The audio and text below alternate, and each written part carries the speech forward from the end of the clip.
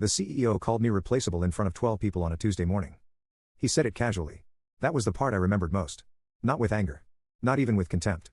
Just the bored confidence of a man who had spent too many years mistaking visibility for value. We were on the 32nd floor, inside the glass conference room the executive team liked to use when they wanted a decision to feel expensive. The city stretched behind them in neat gray lines. Coffee cups. Open laptops. A wall monitor filled with account projections. My slides still frozen on the screen. I was standing near the end of the table, one hand resting on the back of a chair, halfway through explaining why the transition plan for our enterprise accounts was too aggressive. Not impossible. Just reckless. Our support model isn't built for that kind of compression, I said. You can announce the restructure this quarter, but if you force the account consolidations before the end of migration, you're going to destabilize client response time. The CEO leaned back in his chair and smiled at me like I had mistaken the purpose of the meeting. For a few seconds, nobody spoke. That happened a lot around him. Silence had become part of the culture. People used it the way some companies used branding. It signaled alignment. Or fear. Usually both. He tapped a pen against the polished table and looked around the room before settling back on me. Let's be honest, he said. No one here is irreplaceable. There were a few careful nods. Reflexive. Defensive. People agreeing with the truth they didn't want aimed at them. Then he added, including you. A couple of people glanced down at their laptops immediately. One person coughed. Someone near the window shifted in their seat and pretended to review the quarterly deck. That was another thing I remembered clearly. Nobody looked surprised. Just relieved it wasn't them. I didn't react. Not outwardly. I'd learned a long time ago that the people who wanted to diminish you in public were usually hoping for one of two things, submission or spectacle. If you gave them neither, they often had no idea what to do next. So I just nodded once and clicked the remote in my hand, moving to the next slide. Understood, I said. Then for the record, my recommendation is still to delay the consolidation until the service dependencies are stabilized. The COO frowned slightly. He didn't like conflict, but he liked operational risk even less. He knew I wasn't being dramatic. I never was. My job had spent the last 5 years teaching me that panic was for amateurs. If you really understood how fragile a system was, you stopped shouting about it and started documenting it. The CEO waved a hand.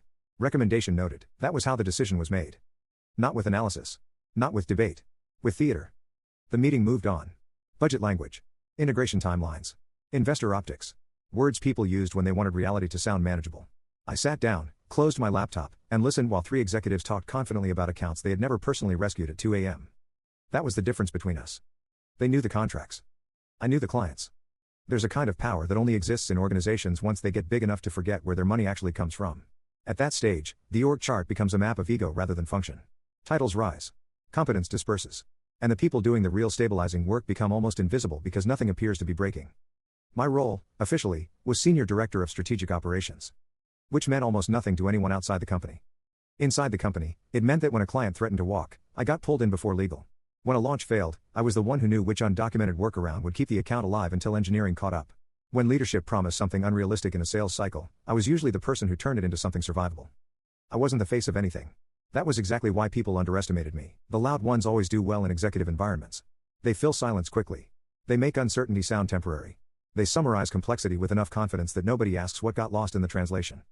I built my career doing the opposite. I noticed patterns. I remembered pressure points. I knew which client stakeholders hated surprises and which ones pretended to be flexible until renewal season. I knew which internal managers could be trusted with nuance and which ones needed instructions written so clearly a legal team could frame them. Most importantly, I knew where the company was lying to itself. The biggest lie, at that moment, was that our top-tier accounts were stable enough to endure a vanity restructure designed to impress the board before year-end. They weren't. Especially not Halcyon. Halcyon Biodyne was our largest client by revenue and our most dangerous by temperament. They were disciplined, deeply political, and very good at sounding calm right up until the second they decided to end a relationship. Their executive sponsor hated disorder. Their procurement lead tracked missed commitments with religious precision. Their operations chief, Elena Voss, never raised her voice, which somehow made it worse when she said she was concerned. I'd spent 3 years managing the internal choreography required to keep Halcyon from seeing how often our left hand had no idea what the right one was doing. The CEO knew Halcyon as a logo on a slide. I knew which phrases in Elena's emails meant she was testing whether we were still credible. After the meeting ended, people filed out with that quick, careful energy executives always had after public conflict. 2 managers avoided eye contact with me entirely. The COO paused near the door like he wanted to say something, then decided against it. I stayed behind to unplug my laptop. The CEO was gathering his notes when he looked over at me. Don't take it personally, he said. I slid the charger into my bag. I didn't. He gave me a thin smile. Good. Because this company needs people who can adapt. I zipped the bag shut and stood. The funny thing about arrogance is that it often makes people think they're delivering wisdom when they're really just confessing what they value. Then you should be fine, I said. He looked at me for half a second longer than necessary, trying to decide whether I'd just challenged him. Then he smiled again, dismissive this time, and walked out. I was alone in the conference room for maybe 10 seconds after that. Long enough to look at the frozen reflection of the city in the glass. Long enough to feel the exact moment something in me went still. Not angry. Not hurt. Just finished, because being called replaceable by someone who didn't understand what you actually did wasn't the insult. The insult was realizing he had no intention of learning before he made decisions that would put everyone else in the blast radius. And once I understood that, the rest became simple. I went back to my office and opened the Halcyon account file. Not because I was planning anything reckless. Quite the opposite. I was planning to make sure that when the consequences arrived, nobody could say I hadn't seen them coming. By noon, I had already started documenting everything. And by the end of that week, their biggest client would call me directly. Not the company. Me. The strange thing about invisible work is that it only becomes obvious after it stops happening. But before that, it just looks like quiet. No drama. No headlines. No executive praise. Just systems that somehow keep functioning. By the time the CEO called me replaceable, I had been inside the company for 6 years. Long enough to watch 3 different strategic initiatives rise and collapse under their own optimism. Long enough to know which executives preferred solutions and which preferred narratives. My job lived somewhere between the two. Officially, strategic operations existed to align cross-functional execution across enterprise accounts. That was the language HR used when they wanted something to sound important but also vague enough to survive a reorganization. In reality, I was the person who knew where everything fragile was buried. The truth about large companies is that their operations rarely resemble the diagrams executives present to investors. Those diagrams show clean lines, smooth workflows, and confident arrows moving from strategy to execution. What actually exists is more like an ecosystem of temporary solutions that slowly harden into permanent infrastructure. Someone builds a workaround during a crisis. Another team builds a process around that workaround. 6 months later, the workaround is mission critical and no one remembers who designed it. Except the people who had to keep it running. People like me. My calendar was filled with meetings that never appeared on leadership reports. Quiet syncs with support managers. Escalation calls with engineering leads who were trying to prevent outages from reaching clients. Conversations with account directors who needed a way to keep promises that had already been oversold. None of it looked impressive. But together, it formed the connective tissue that kept our largest clients from seeing how chaotic things really were behind the scenes. Halcyon was the most delicate of all. They represented almost 20% of the company's enterprise revenue. A number that appeared clean and reassuring on quarterly slides. What the slides never showed was how often Halcyon came within a few inches of becoming a crisis. Their internal systems were tightly integrated with ours. Their reporting pipelines depended on several automation layers that had been built during a rushed implementation 3 years earlier. Layers that I had personally helped stabilize. Layers that technically belonged to 3 different departments. And layers that only worked smoothly because I had quietly mapped how they interacted when something broke. When an automation job failed at 1:30 in the morning, I knew which engineering lead to wake up. When their operations team noticed a data delay, I knew which internal process had quietly stalled. When their procurement department sent a polite email asking for clarification about service consistency, I knew that meant Elena Voss had already started reviewing alternative vendors. That kind of knowledge doesn't appear in documentation. It lives in memory. Which is exactly why executives rarely notice it. Around 2 weeks after the meeting with the CEO, a new initiative began circulating through leadership channels. It was called the Enterprise Efficiency Realignment. The name alone told me everything I needed to know. Whenever a company adds the word efficiency to a restructuring plan, it usually means they've decided operational complexity is a communication problem instead of a structural one. And the solution, almost always, is consolidation. Fewer people. Fewer roles. Bigger territories. More confidence. Less understanding. A few days later, I was invited to a strategy session with the new head of enterprise accounts. His name was Victor Lang. Victor had joined the company only 4 months earlier, but he had already mastered the executive tone of someone who believed momentum was more important than accuracy. Tall. Immaculate suits. The kind of smile that looked permanently halfway between charm and impatience. The CEO liked him. Which meant his ideas moved quickly.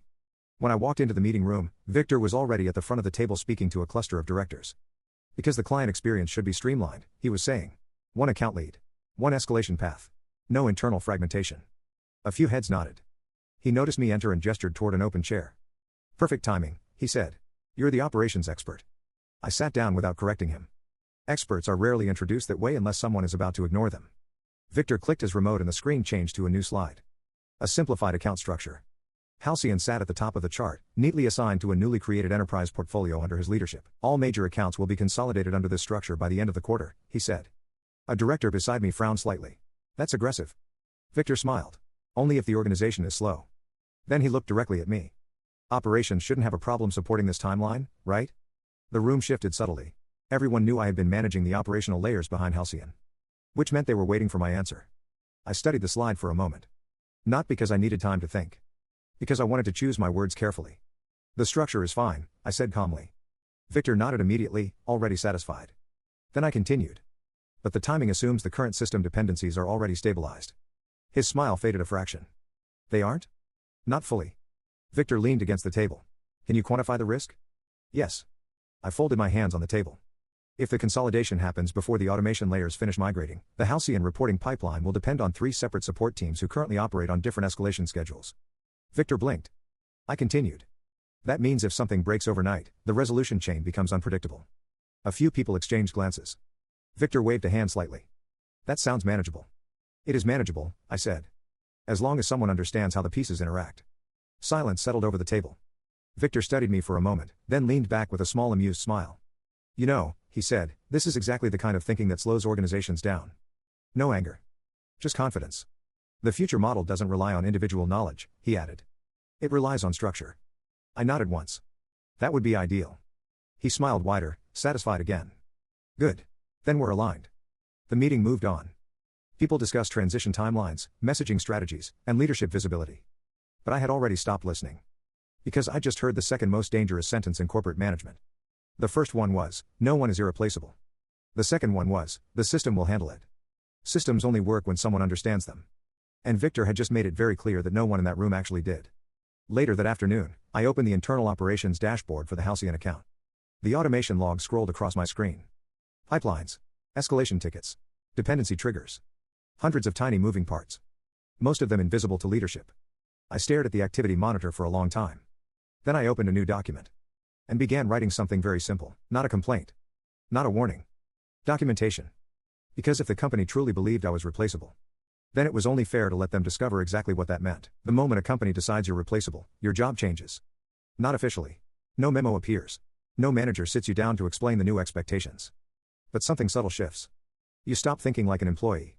You start thinking like a historian. Because once leadership has decided your knowledge isn't critical, the most responsible thing you can do is make sure that knowledge exists somewhere they can find it. Preferably somewhere very clear. And very documented. That was the project I began quietly over the next 3 weeks. Every morning I arrived a little earlier than usual. Not because I was trying to prove anything. Those days were over. I was simply organizing things. The Halcyon account alone had more operational dependencies than most people in the company realized. Reporting automations, support escalation triggers, internal data handoffs, service level exception rules. Each one had been created at a different time, usually during some small emergency that never made it into the official company narrative. Now I was mapping them all. Not in the messy way operations teams usually document things. Not scattered notes buried in shared folders. Clear structures. Step-by-step sequences. Decision trees explaining what happened when certain failures appeared. Which engineer knew the workaround for a legacy script? Which support manager understood the difference between a harmless delay and a contractual violation? Which alerts could safely wait until morning? And which ones meant the client would notice within 20 minutes? I wrote everything. And I wrote it cleanly. There's a kind of calm that appears when you stop trying to defend your value and start simply recording it. No emotion. Just clarity. The documentation grew quickly. By the second week, the internal folder contained more organized operational knowledge than the account had accumulated in the previous 3 years. Not because the company lacked intelligent people. Because nobody had ever been given the time, or the perspective, to see the entire system at once. I had. And now it existed on paper. At the same time, the enterprise efficiency realignment was moving forward at full speed. Victor Lang was everywhere. Town halls. Strategy emails. Leadership briefings. Every message carried the same confident tone. Simplification. Alignment. Acceleration. His plan consolidated multiple enterprise accounts under fewer leaders. The messaging framed it as removing friction from the client experience. What it actually removed was institutional memory. But that wasn't visible yet. From the outside, everything looked decisive. A few weeks after the original meeting with the CEO, I received an invitation from HR. The subject line was neutral, organizational alignment discussion. Those meetings rarely contained surprises. I walked into a smaller conference room on the 26th floor. HR had already prepared the standard arrangement, 2 chairs on one side of the table, one on the other. The HR director smiled politely when I entered. Victor was sitting beside her. That part was almost funny. Not surprising. Just efficient. Thanks for making time, the HR director said. I sat down and placed my notebook on the table. Victor folded his hands. We'll get straight to the point, he said. Of course we would.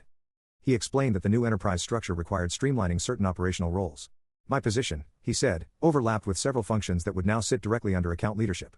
In other words, my job existed in the wrong box on the new org chart. The company appreciates the work you've done here, he added smoothly. HR slid a folder across the table. Severance package. Transition terms. 2 weeks to transfer responsibilities. I opened the folder and skimmed the documents. Clean. Professional. Predictable. What would you like the transition to look like? The HR director asked gently. I closed the folder. I'll document everything necessary for continuity, I said. Victor nodded, relieved. That's exactly what we were hoping for. I almost smiled. Because that was exactly what I had already been doing. Over the next 10 days, I completed the handover. Every operational map. Every escalation sequence. Every dependency explanation. I organized them into a shared internal knowledge base labeled simply Enterprise Account Operational Reference. Inside the folder were clean directories covering automation flows, escalation procedures, reporting pipelines, and emergency response guidelines. If someone read everything carefully, they could eventually understand how the Halcyon system worked. Eventually, what they wouldn't inherit was the memory of every time the system had almost failed before. That kind of understanding only develops after years of watching patterns repeat themselves. On my final afternoon, I sent one last email to the leadership group responsible for enterprise accounts. Short. Professional. Clear. The subject line read: Halcyon operational documentation, complete. Inside the message, I included the folder link and a brief explanation of the materials. No commentary. No warnings. Just information. Victor replied within minutes. Appreciate the thorough handover. That was the last message I received from the company. At 5 o'clock, I shut down my laptop. Security escorted me through the quiet lobby, more out of policy than suspicion. I carried a single box with a few notebooks and a framed photograph that had been sitting on my desk for years. Outside, the evening air felt strangely quiet. Not dramatic. Just lighter. People often imagine that leaving a company after conflict feels like revenge. It doesn't. It feels like stepping out of a building that's about to discover how much weight its foundation was carrying. I walked across the street to the parking garage and placed the box in the back seat of my car. Then I drove home. For the next week, I barely thought about the company. I read. Slept late. Took long walks. The strange decompression that happens when your brain stops tracking 20 invisible problems at once. But systems don't forget their weaknesses just because the person managing them leaves. They simply wait. And about 11 days after my departure, the first crack appeared. Not publicly. Not dramatically. Just a small automation failure deep inside the Halcyon reporting pipeline. The kind of failure that used to trigger 3 quiet corrections before the client ever noticed. This time, only one person saw the alert. And he didn't know what it meant. For the first 3 days after the alert appeared, nothing looked wrong. That's the dangerous part about operational failures inside large systems. They rarely explode immediately. Instead, they drift. Quietly. The automation job that failed inside the Halcyon reporting pipeline ran every night at 1:15 a.m. It pulled transaction summaries from one internal system, normalized the data, and pushed the final report into Halcyon's analytics dashboard before their operations team arrived each morning. When it worked, nobody noticed. When it failed, the delay was subtle at first. A few missing records. Slightly outdated numbers. Nothing dramatic enough to trigger panic. But Halcyon wasn't the kind of client that ignored small inconsistencies. Their operations team tracked metrics with almost obsessive discipline. And when numbers started drifting, someone always asked why. The first internal sign of trouble appeared in the company's support queue. A junior engineer named Daniel flagged the automation alert late on a Tuesday morning. The monitoring system had marked the pipeline job as completed with warnings. Technically not a failure. Just incomplete. Daniel reopened the ticket and reassigned it to the internal data services team. Normally, that would have been fine. Except the data services team no longer owned part of the automation layer. That responsibility had shifted during Victor's consolidation plan. Some pieces now belonged to the platform engineering group.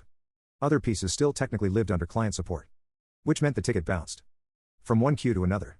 Then back again. By the second day, someone added a comment asking if the issue was client-facing. No one answered. Because the one person who could usually tell at a glance whether Halcyon would notice wasn't there anymore. On the third morning, Halcyon noticed.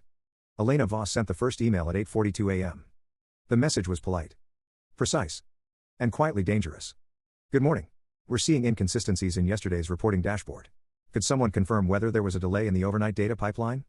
Inside the company, the email landed in the enterprise account team's shared inbox. Victor saw it first. At that point, it still looked manageable. He forwarded the message to the platform engineering lead with a short note. Client reporting delay. Please investigate and confirm resolution.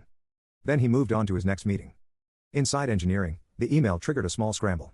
The platform lead checked the pipeline logs and saw the warning message Daniel had flagged earlier. But the log explanation wasn't obvious. Part of the automation chain referenced a legacy script that had originally been written during the Halcyon onboarding project 3 years earlier. The script still worked. Mostly. But when the upstream data structure changed, even slightly, it needed a small manual adjustment. The kind of adjustment that took maybe 15 minutes. If you knew where to look. Unfortunately, no one in the room had written the script. They opened the documentation folder. The one I had created during my final weeks.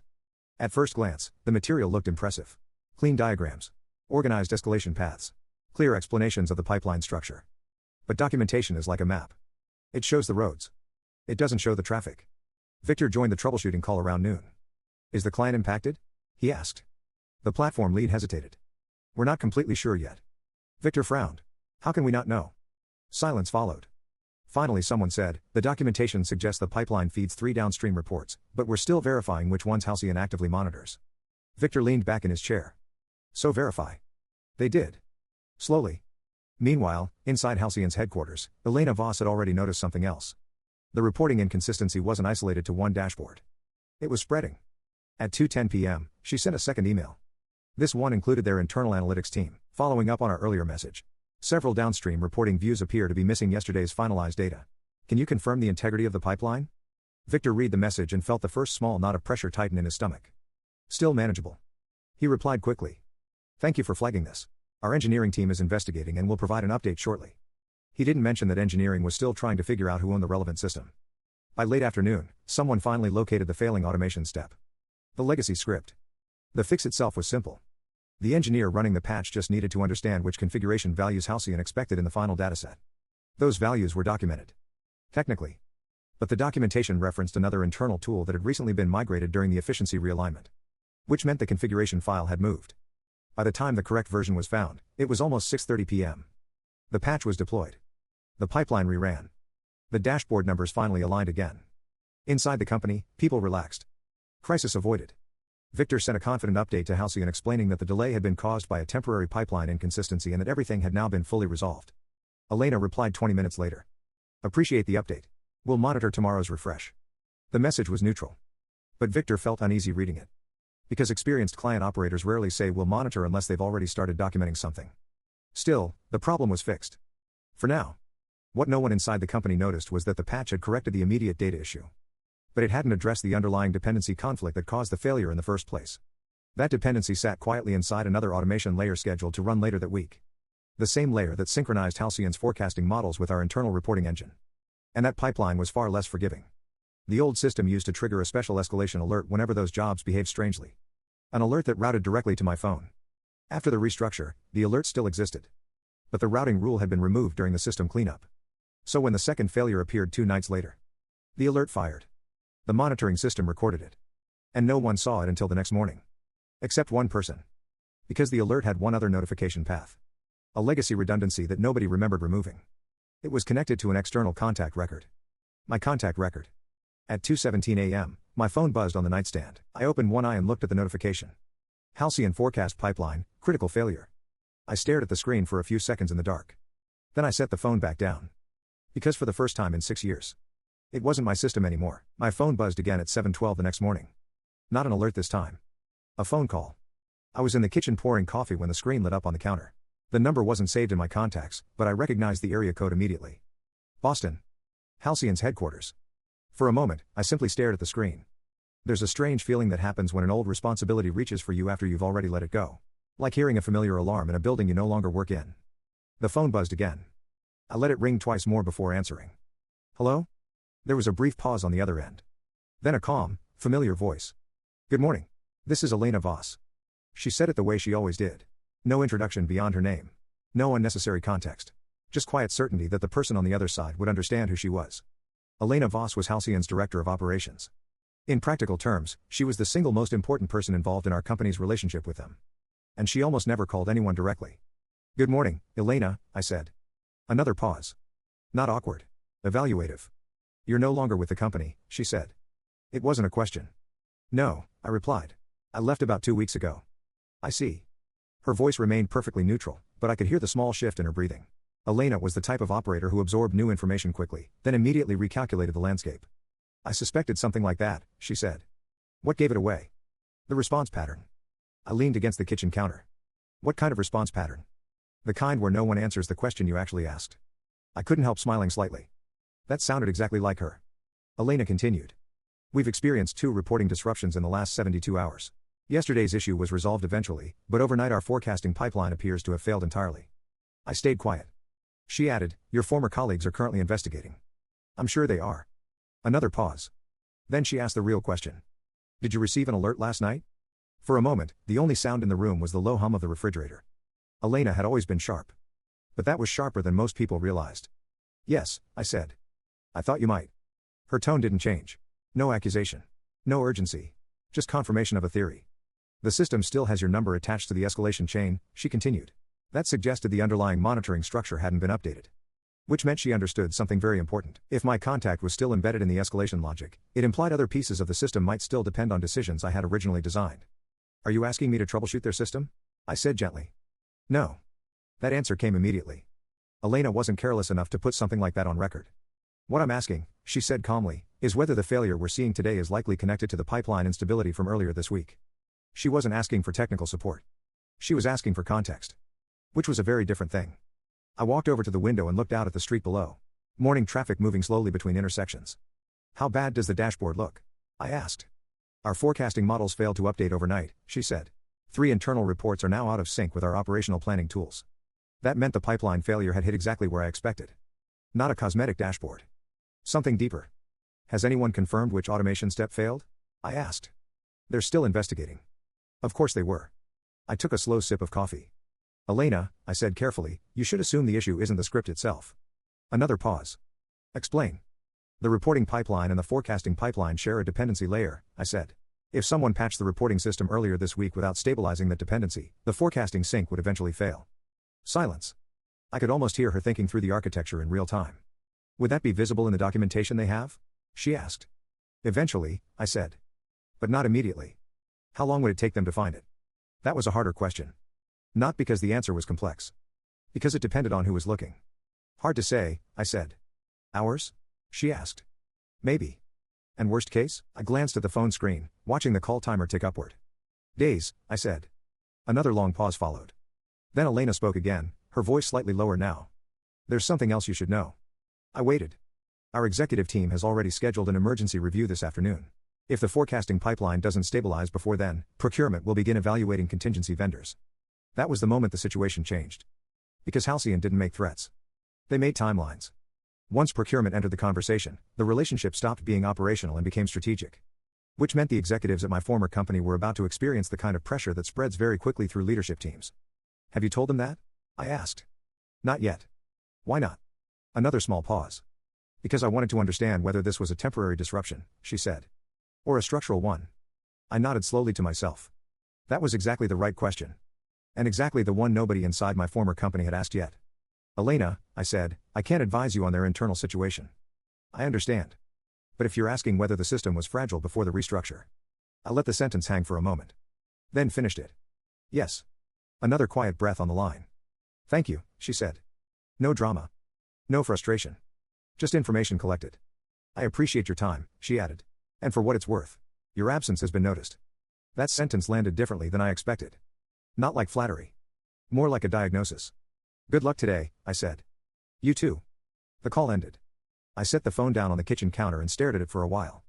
Across the city, inside a glass conference room on the 32nd floor, Victor Lang and the CEO were probably beginning their morning meetings. Confident. Focused. Still believing the earlier disruptions had been small. They didn't know that their largest client had just started measuring how long the instability lasted. And they definitely didn't know that the same client now had my personal number. By early afternoon, the internal pressure inside the company would start to rise. Because once Halcyon's procurement department entered a conversation, executives stopped talking about efficiency. They started talking about survival. And before the day was over, someone inside the company was going to realize something very uncomfortable. The one person who fully understood the system they were trying to repair was no longer on their payroll. By 10:30 that morning, the situation inside the company had shifted from routine troubleshooting to something far less comfortable. Pressure. Not loud at first. Corporate panic rarely starts that way. It begins with small signals moving through the organization faster than anyone wants to admit. A message from engineering asking if the pipeline failure was client visible. A follow-up from the account team asking for an ETA before the next Halcyon sync call. A Slack thread quietly growing longer as different departments tried to figure out who actually owned the system that had broken. Victor Lang watched all of this from his office. At first, he still believed the problem was technical. Technical problems have a familiar rhythm. Engineers investigate. A root cause appears. A patch is deployed. Everyone moves on. But this one refused to follow that rhythm. The engineering team had already confirmed the pipeline failure. The forecasting sync job had stopped midway through its run during the night cycle. The script had attempted to pull configuration data from a service endpoint that no longer existed. Someone had migrated it during the restructuring. No one had updated the dependency. So restore the endpoint, Victor said on the troubleshooting call. The platform lead rubbed his forehead. It's not that simple. Why not? Because the service that used to host that endpoint was decommissioned last quarter. Victor stared at the screen. So where is the configuration now? That's what we're trying to figure out. Silence settled across the call. One engineer cleared his throat. The documentation references a manual override process that used to sit under strategic operations. Victor frowned. Used to? The engineer nodded slowly. Yes. Another pause.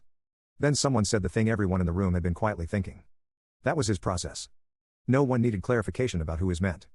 Victor leaned back in his chair, suddenly aware that the room felt warmer than it had 5 minutes earlier. Check the documentation again, he said. We did, the platform lead replied. The overview explains the architecture, but the override sequence references a configuration file that doesn't exist anymore. Victor's voice sharpened. So recreate it. We're trying. How long? The engineer hesitated. If we can locate the correct parameter mapping. Maybe a few hours. Victor glanced at the clock. It was 11:07 a.m. Halcyon's emergency review meeting was scheduled for 2 o'clock. That left less than 3 hours. Keep working, he said. The call ended. Victor stood up and walked across the office toward the executive conference room. Through the glass wall he could see the CEO inside, speaking with the COO over a laptop filled with quarterly projections. Victor stepped inside. We've got a pipeline issue affecting Halcyon's forecasting dashboard. The CEO barely looked up. Is it fixed? Engineering's working on it. How long? Victor hesitated. A few hours. That answer wasn't technically wrong. But it wasn't confident either. The CEO closed the laptop slowly. Halcyon asked about this yesterday, he said. I know. And now it's worse. Victor didn't respond. The CEO leaned back in his chair, studying him carefully. Is this connected to the reporting delay earlier this week? We believe so. And the root cause? Victor exhaled through his nose. Dependency conflict inside the automation layer. The CEO's expression tightened slightly. Wasn't that system stabilized already? Victor thought about the documentation folder. The diagrams. The process maps. The neat, clean explanations of how everything was supposed to work. Yes, he said slowly. On paper. The CEO stood up.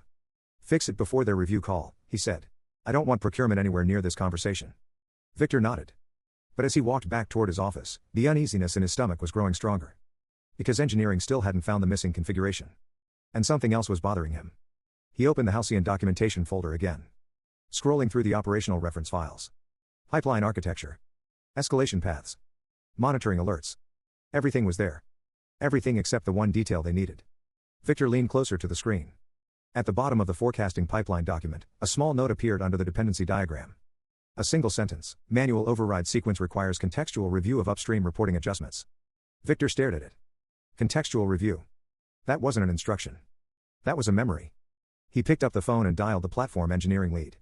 Tell me something, Victor said when the engineer answered. Before the restructure.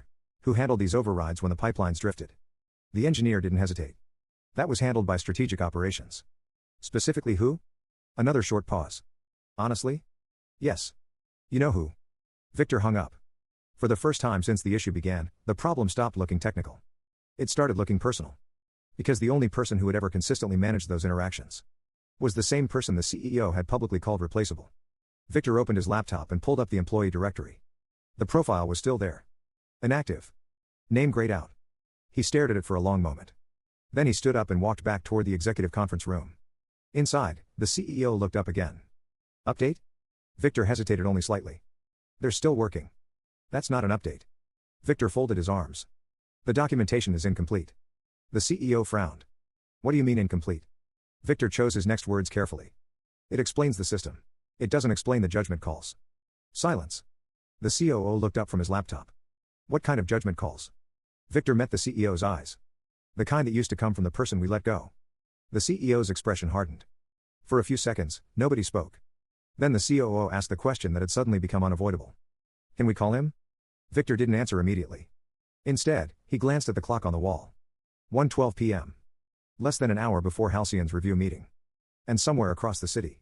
The one person who understood the system better than anyone else was no longer obligated to answer their phone. My phone rang again at 1:34 p.m. I was sitting on the balcony outside my apartment with a notebook and a half-finished cup of coffee. The afternoon sun had that slow, quiet warmth that only appears when you finally stop rushing somewhere. The number this time was very familiar. Company headquarters. For a few seconds I let the phone vibrate on the table. Not out of spite. Just observation. 6 years of urgency trains your brain to react instantly to certain numbers. It takes time to unlearn that reflex. The phone rang a second time. I picked it up. Hello. There was a brief pause. Then the CEO spoke. His voice sounded exactly the same as it always had, controlled, measured, executive calm. But there was a tightness underneath it now that hadn't been there during that meeting a few weeks earlier. I hope I'm not interrupting anything important. That line almost made me smile. No, I said. What can I do for you? Another short pause. We're dealing with a technical complication involving the Halcyon account. Of course they were. I heard there were some reporting issues earlier this week. The CEO cleared his throat lightly. Yes. This one is. Slightly more complicated. I imagine it is. Silence settled between us for a moment. In corporate life, people often assume leverage comes from authority. It doesn't. Leverage comes from asymmetry. And at that moment, the asymmetry between us was very simple. They had a problem. I had time. We've identified a dependency conflict in the forecasting pipeline, the CEO continued. Engineering believes the configuration mapping may have changed during the restructure. Possible. They're having difficulty restoring the correct override sequence. I leaned back in the chair and watched a car pass slowly on the street below. That system had several hidden dependencies, I said. Yes. Another pause. We believe you were involved in stabilizing it. I was. More silence. The CEO was choosing his words carefully now. The tone had shifted from executive confidence to something more deliberate. Halcyon's executive team is reviewing the disruption this afternoon, he said. Naturally, we'd prefer to resolve the matter before that discussion escalates. Naturally. What exactly are you asking? I said. The question hung in the air for a moment. Then he answered. We'd like your assistance identifying the correct configuration parameters. Straight to the point. No apology. No acknowledgement of the earlier meeting. Just the practical reality of the situation. I respected that, at least. I'm not familiar with your current internal structure anymore, I said. That's fine, he replied quickly. We can provide temporary system access if necessary. I tapped my finger lightly against the table. Have engineering checked the upstream reporting patch from Tuesday? They already did. Then the forecasting job is probably still referencing the old data normalization schema. Another pause. I'll relay that, he said. You should. The CEO hesitated.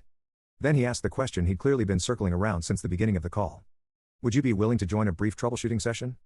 There it was. The moment where the word replaceable finally met reality. I didn't answer immediately. Not to create tension. Just because I genuinely wanted to think about it.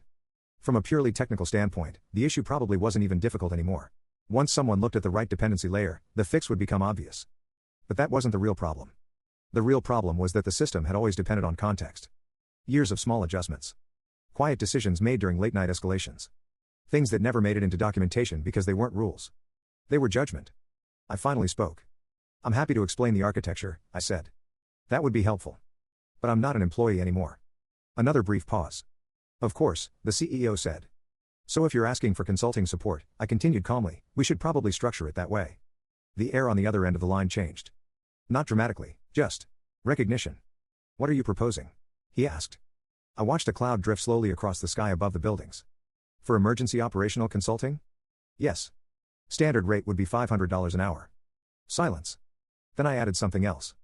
With a 4-hour minimum. More silence. Not offended. Calculating. Because the CEO understood something most executives eventually learn.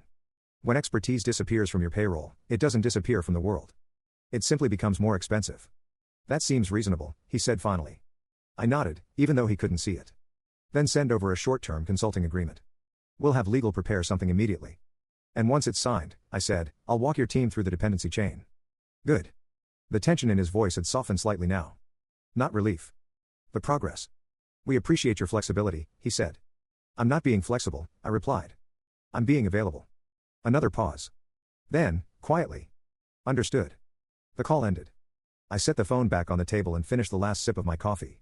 Across the city, inside that same glass conference room, the CEO was probably explaining to the rest of the executive team that the fastest path to fixing their biggest client problem was temporarily rehiring the person they had just eliminated.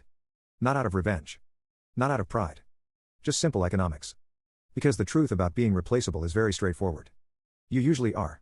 Right up until the moment someone realizes they don't actually know how to replace you.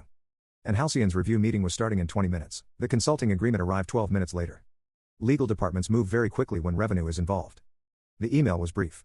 A standard independent contractor agreement, 4-hour minimum engagement, temporary advisory access to relevant system documentation and engineering channels. I read it carefully. Not because I expected tricks. Because habits like that don't disappear just because you leave a company. Once everything looked clean, I signed it and sent it back. 2 minutes later my phone buzzed again. A video call invitation. Victor Lang. Platform engineering lead. 2 senior engineers. And the CEO. I joined the call. For a moment no one spoke. Faces appeared in neat rectangles across the screen. The same conference room I'd sat in a few weeks earlier. Same glass walls. Same city skyline behind them. The CEO nodded once. Thanks for joining. No problem. Victor cleared his throat and leaned toward the camera. We've isolated the failure to the forecasting sync job. The configuration mapping appears to be referencing a deprecated normalization layer.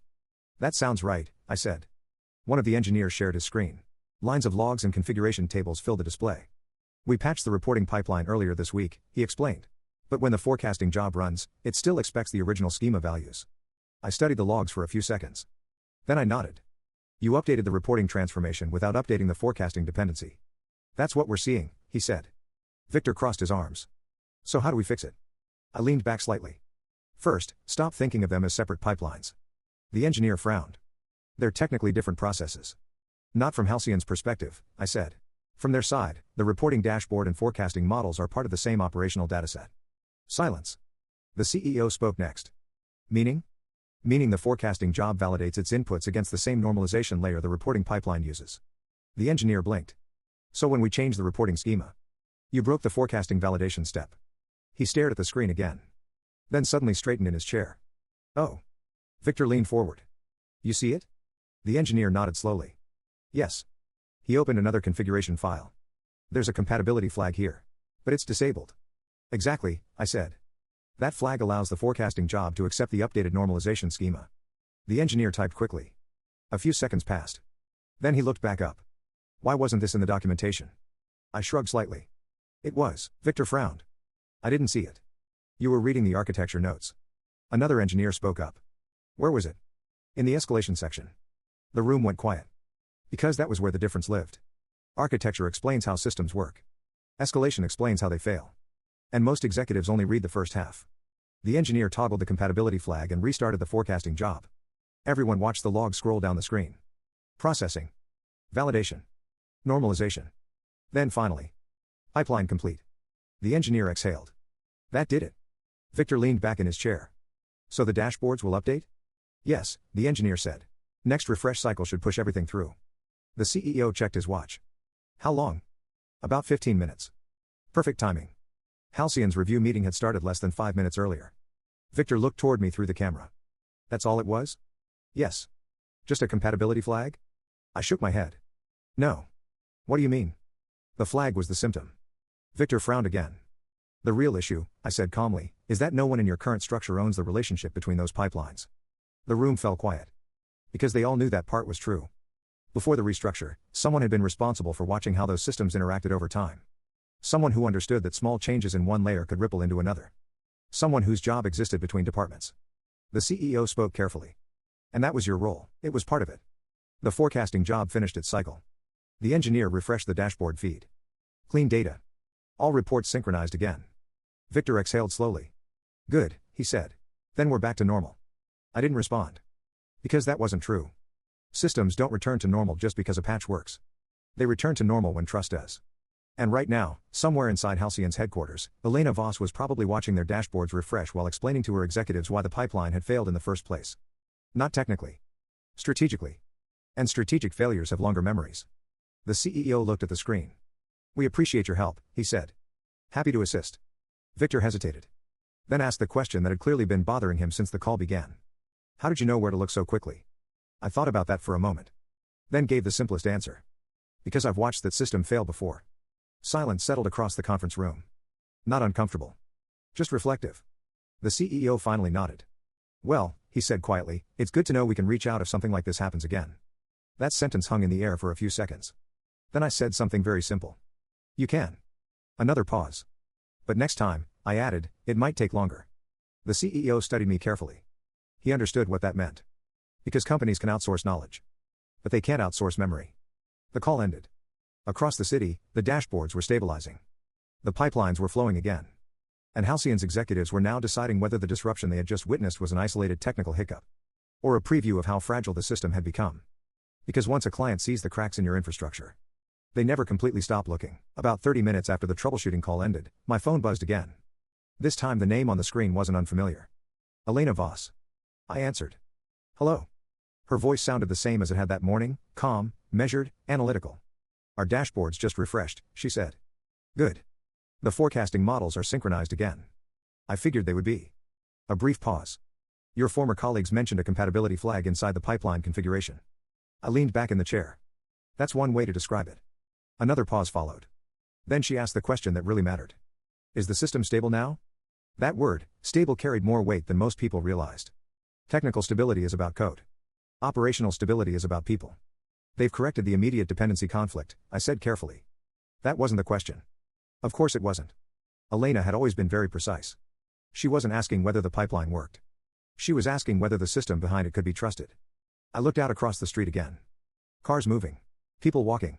The ordinary rhythm of a city that had no idea a multi-million-dollar client relationship had nearly slipped sideways overnight. The system is functional, I said. Another quiet breath on the line. That's not the same thing. No, I agreed. It isn't. Silence. Then she said something interesting.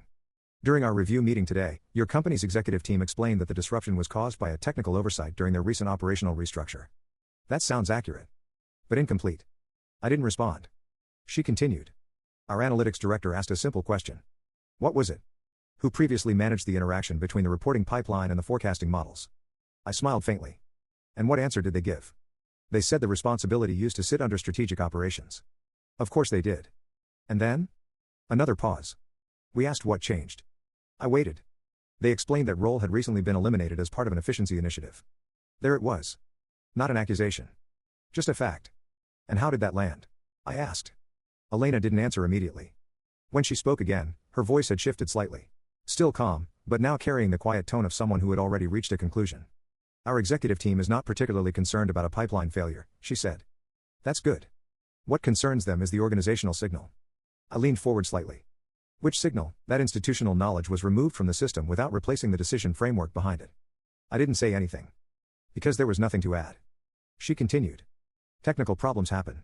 Mature organizations plan for that. Another pause. What worries us, she said, is when companies stop understanding their own infrastructure. Across the city, inside the glass conference room, the CEO and Victor were probably feeling the same pressure I'd felt during countless client escalations over the years. The slow realization that the conversation had moved beyond troubleshooting. It had become about credibility. Elena, I said gently, your dashboards are correct now. Yes. And the pipeline is running. Yes. But that wasn't the real risk, was it? No. Another long pause. Then she said something that made everything suddenly very clear. Our procurement department has decided not to initiate vendor replacement. That was the sentence the executives at my former company had been desperately hoping for. But she wasn't finished. We are, however, she continued, reviewing how operational oversight is handled moving forward. Meaning oversight had become a condition. Not a courtesy. What does that look like? I asked. It means we expect clear accountability for the system we depend on. Fair. And if that accountability disappears again? Then procurement will reopen the vendor discussion. There it was. Quiet. Professional. Unmistakable. The company had survived the crisis. But the margin for error had just become much smaller. Elena, I said after a moment, you've always been very fair with us. With you, she corrected gently. Another pause. Your absence has created uncertainty, she said. That's understandable. Our leadership team noticed something interesting during today's call. What was that? They noticed the problem was resolved very quickly once you were involved. I didn't answer, because she already knew the answer. That raises an obvious question, she said. I waited. Why are you no longer there? That question had probably been asked inside Halcyon's executive meeting more than once that afternoon.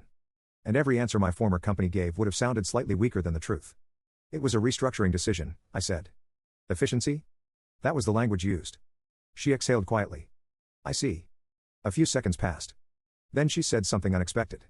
If you ever decide to consult independently in the future. I raised an eyebrow. Halcyon would be interested in that conversation. That wasn't a job offer. Not exactly. But it was something far more interesting. A door. And once large clients start opening doors like that, entire companies sometimes find themselves standing outside.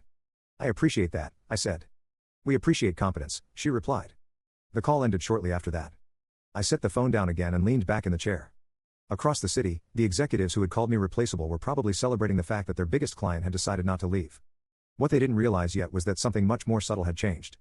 Halcyon had just seen the internal wiring of the company. They had seen where the real stability came from. And they had also learned something else. If that stability ever disappeared again. They knew exactly who to call. The next call didn't come that day. Or the next.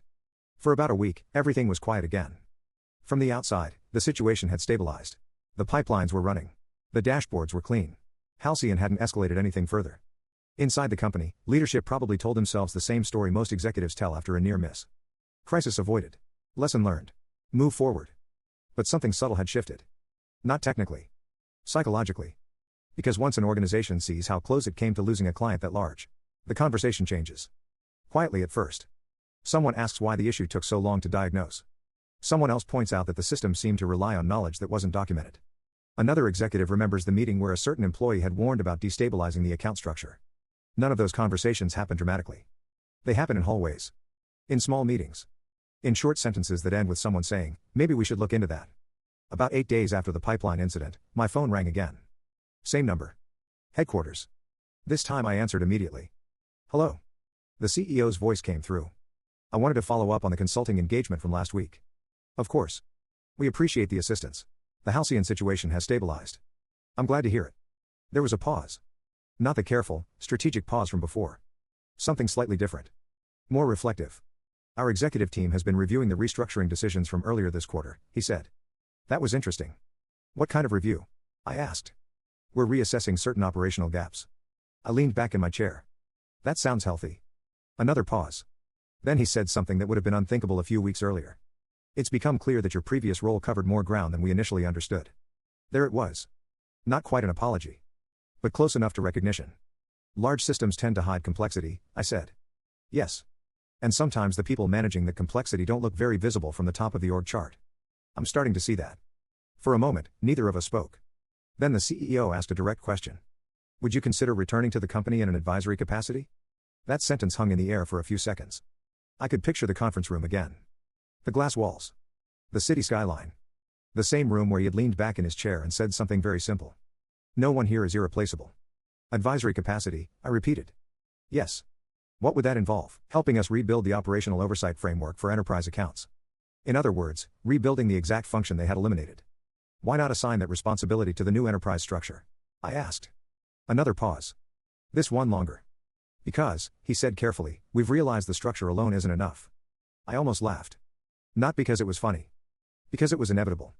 Every organization eventually learns the same lesson. Processes don't replace judgment. Org charts don't replace memory. And confidence doesn't replace experience. What would the role look like? I asked. Strategic advisory, he said. Working directly with leadership. And compensation? We'd structure something appropriate. That word again. Appropriate. I looked out the window at the late afternoon light stretching across the buildings. There's a moment in every professional story where the power dynamic quietly flips. Not with shouting. Not with revenge. Just with clarity. Because the person who once needed the company no longer does. And the company has finally realized that. I appreciate the offer, I said. I'm glad to hear that. But I'm not sure returning is the right move. Silence. Not surprised. Just attentive. What are you considering instead? He asked. Independent consulting. That's a competitive space. It is. Another pause. Then he said something honest. If you go that route, we'd likely still need your help from time to time. I nodded slightly. That would be possible. The CEO exhaled quietly. You know, he said after a moment, when I said no one here was irreplaceable. I remember. I meant it as a cultural principle. I understand. But in practice, he admitted, some people carry more institutional weight than others. That sentence took him effort. I could hear it. Executives rarely enjoy acknowledging blind spots. Still, he said it, and that mattered. Well, I said, systems are strongest when they don't depend on a single person. Yes. But they're also strongest when leadership understands who's holding the system together. Another long pause. Then the CEO said something very quiet. We underestimated that. For the first time since the original meeting weeks earlier, the power dynamic between us felt completely balanced. Not adversarial. Just clear. I think you did, I said. Neither of us spoke for a few seconds. Then he nodded, even though I couldn't see it. Well, he said, if you decide to build a consulting practice, we'd like to be your first client.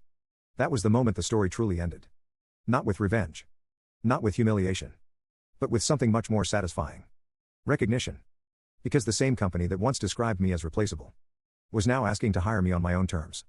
And somewhere inside Halcyon's headquarters, Elena Voss was probably watching the next forecasting cycle run cleanly across her dashboards. Knowing exactly who had helped keep it that way. Sometimes revenge isn't about making people lose. Sometimes it's simply about letting them see what you are worth. After you're already gone.